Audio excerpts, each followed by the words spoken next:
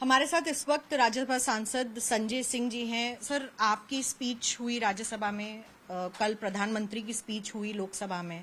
पहली प्रतिक्रिया आपकी क्या है पीएम की स्पीच? देखिए, प्रधानमंत्री जी का भाषण बहुत ही पकाऊ था और जो जानकारी पूरा देश उनसे चाहता था वो कुछ नहीं बोले। वो प्रधानमंत्री जी के भाषण के दौरान उनकी ही पार्टी के लोग सो रहे थे, उनको नींद आ रही थी। तो इस तरह से पकाऊ भाषण देके आप देश के मुद्दों का समाधान नहीं कर सकते। आपको बताना चाहिए कि ट्रंप कह रहा है आई लव पाकिस्तान, ट्रंप कह रहा है कि हमने सीज फायर कराया, ट्रंप कह रहा है ट्रेड खत्म करने की धमकी देके सीज कराया, ट्रंप कह रहा है 5 जेट गिराए गए। मार्को रूबियो जो उनका यूएस का सेक्रेटरी है वो कह रहा है कि साहब हम तो 8 मई से ही बातचीफ कर रहे थे। तो जब सेना लड़ रही थी तो आप 8 मई से आप कह रहे हैं कि आईएसआई के चीफ आसिम मलिक से, आर्मी के चीफ आसिम मुनीर से और शहबाज शरीफ से आपकी बातचीत चल रही थी और सेना हमारी लड़ रही है। तो देश के लोगों के साथ तो आपने धोखा किया, भारत की सेना के साथ आपने धोखा किया। जब हमारी सेना 21 आतंकी ठिकानों को खत्म कर सकती थी, पीओके पे कब्जा कर सकती थी, बलूचिस्तान को पाकिस्तान के नक्शे से अलग कर सकती थी, ऐसे समय में आपने सीज फायर डिक्लेयर कर दिया। संजय जी, कल प्रधानमंत्री ने बातों बातों में ये कहा कि किसी भी दुनिया के नेता ने भारत को ऑपरेशन कंटिन्यू करने से, अब आप कितने संतुष्ट हैं? नहीं चलता भाई, वो 30 बार नाम लेके कह चुका है कि हमने ट्रेड खत्म करने की धमकी देकर सीज फायर कराया। वो तो छिपा नहीं रहा है ना, तो आप ट्रंप का नाम लेने से क्यों डर रहे हैं? आप वहां जाते हैं, कहते हैं हमारी मेगा पार्टनरशिप है, मेगा मागा मीगा कर रहे हैं आप, और वो हमारे लोगों को, भारतीयों को बेड़ियां बांध के अमृतसर में उतारता है। तो आपकी विदेश नीति क्या है? आप चीन से लाखों करोड़ का आयात करते हैं, यहां नारा देते हैं आत्मनिर्भर भारत। मैंने कल आंकड़े पढ़े, 37 लाख करोड़ रुपए का आयात, 37 लाख करोड़ रुपए का आयात पिछले 5 साल में भारत ने चीन से किया। आप लाखों करोड़ रुपए का व्यापार चीन को दे रहे हैं और चीन पाकिस्तान को मिसाइल दे रहा है। इस लड़ाई में वो उनके साथ खड़ा रहा।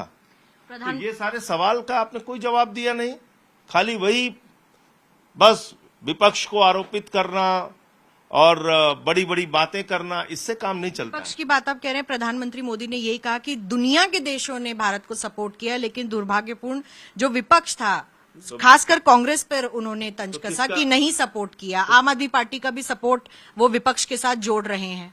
देखिए, ऐसा है कि जहां तक प्रधानमंत्री के सपोर्ट का विदेशी मंचों पे, अंतर्राष्ट्रीय मंचों पे सवाल है, वहां पे सबने सपोर्ट किया। दूसरी बात यह है कि अगर देश की सुरक्षा से कोई जुड़ा हुआ मामला रहेगा और आप सोचते हैं कि हम लोग सवाल ही न पूछें, तो हम यहाँ गूंगे बहरे बनने के लिए तो राजनीति कर नहीं रहे हैं। डेमोक्रेसी में सवाल पूछना सबसे बड़ा हक विपक्ष का भी है और इस देश के लोगों का भी है। तो जो लोगों के मन में सवाल है वो पूछे नहीं जाएंगे। 4 आतंकवादी पाकिस्तान से आते हैं, 200 किलोमीटर अंदर घुस जाते हैं, हमारे लोगों को मारते हैं और वापस चले जाते हैं। आप बताइए मुझे, आपको जानकारी नहीं मिली, आपको कुछ पता नहीं चला, आपकी इंटेलिजेंस फेलियर थी, तो वहां पे सुरक्षा के इंतजाम क्यों नहीं थे, जवान क्यों नहीं थे? आपने सर्वदलीय बैठक में झूठी जानकारी दी, कहा कि वैसारन घाटी तो खुलती ही नहीं, सिर्फ अमरनाथ यात्रा के 15 दिन पहले खुलती है। तो ये सारे मुद्दे हैं। मुझे लगता है प्रधानमंत्री ने किसी बात का जवाब नहीं दिया और उनके ऑपरेशन महादेव या ऑपरेशन शिव शक्ति जिसको कहा जा रहा है कि वो आतंकवादी जिसके बारे में विपक्ष पूछ रहे थे कि वो आतंकवादी कहाँ हैं, उनको मारा गया। अरे अब इन लोगों का तो पता नहीं क्या क्या रोज नई नई ऐसे अपने मनगढ़ंत जानकारियां देते रहते हैं। अब उसके पूरे तथ्य सामने आएंगे तो पता चलेगा। हम तो चाहते हैं ना कि उनकी लाशें जो है, जो लोग मारे गए हैं, उनके परिवारों से दिखा के चिन्हित कराई जाए। कराया अभी तक? भाई, जिन आतंकवादियों को मारा गया, जिन लोगों को मारने का दावा ये लोग कर रहे हैं और जिन लोगों को वहां इन आतंकवादियों ने मारा, उनके परिवार के लोग तो आज भी जिंदा हैं। उनके परिवार के लोग जिंदा हैं कि मर गए? आप बताइए मुझे।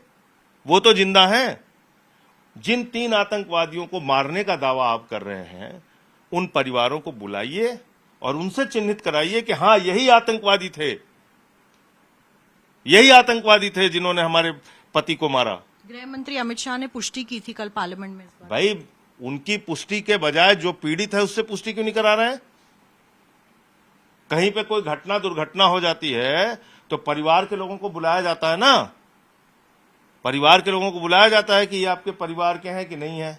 इसी तरीके से जिन आतंकवादियों ने उन हमारी बहनों के पति को, किसी के बेटे को, किसी को मारा, वो तो देखी थी ना अपनी आंखों से उन आतंकवादियों को।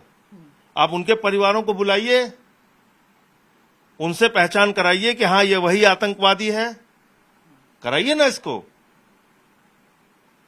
एक आखिरी सवाल ये रहेगा कि क्या आज राज्यसभा में प्रधानमंत्री की भाषण का इंतजार रहेगा राज्यसभा मेंबर्स को? देखिए अभी तक तो ये पता चल रहा है कि शायद वो महामानव जो है वो आएंगे ही नहीं राज्यसभा में। हो सकता है उनको छोटा सदन लग रहा हो, ऐसी भी जानकारी मिल रही है।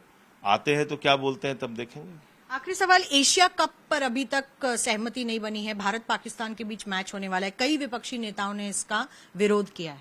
देखिए ऐसा है कि आप ही कहते हैं कि भाई खून और पानी एक साथ नहीं बह सकता और टेरर और टॉक एक साथ नहीं चल सकती, ये आपके बयान है।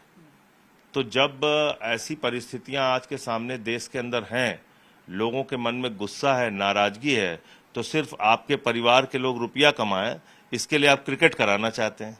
सीधे सीधे देखिए ये धंधे का मामला है, इसमें कोई इधर उधर की बात मैं नहीं करूंगा। ये सीधा सीधा क्रिकेट के नाम पे जो उनका धंधा चलता है, तो पाकिस्तान और इंडिया का मैच और उससे वो कमाई करें। भारतीय जनता पार्टी वालों के रिश्तेदार, मैं नाम नहीं लूंगा, सब आप लोग जानते हैं, तो इसके लिए मैच करा रहे हैं बस। तो ये थे संजय सिंह, और लगातार ट्रंप के बयानों से सरकार घिरी हुई दिखाई दे रही है क्योंकि उनका नाम संसद में नहीं लिया गया, लेकिन अभी भी विपक्ष सवाल उठाती हुई कि सीज फायर क्यों किया गया, और अगर डोनाल्ड ट्रंप ने करवाया तो क्यों सरकार खुलकर उस पर बात नहीं कर रही है। रोहित मिश्रा के साथ मिलन शर्मा, आज तक।